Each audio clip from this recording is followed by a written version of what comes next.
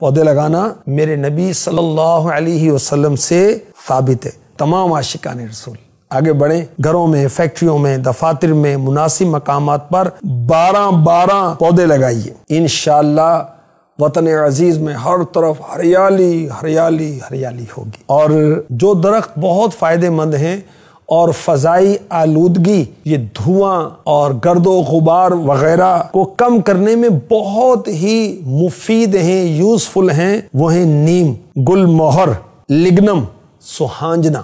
ان پودوں کا خاص اہتمام کیجیے انشاءاللہ الکریم، مگر یاد رکھیے کوئی بدمزگی نہ ہو، گناہ نہ ہو۔ حکومتی زمین جہاں پر قانوناً پودا لگانا منع ہو وہاں پودا نہیں لگانا۔ فٹ پاتھ جو چلنے کے لیے بنایا جاتا ہے اس کو اکھیڑ کر پودا نہیں لگانا، مسافروں کو دشواری ہو ایسا بھی نہیں کرنا، اور توڑ پھوڑ سے ہمارے وطن عزیز کا نقصان ہوتا ہے۔ بعض لوگ فٹ پاتھ کھود کر جھنڈا لگا دیتے ہیں، ہم نے ایسا بھی نہیں کرنا۔ کسی کی ذاتی زمین پر مالک کی اجازت کے بغیر بھی پودا نہیں لگانا۔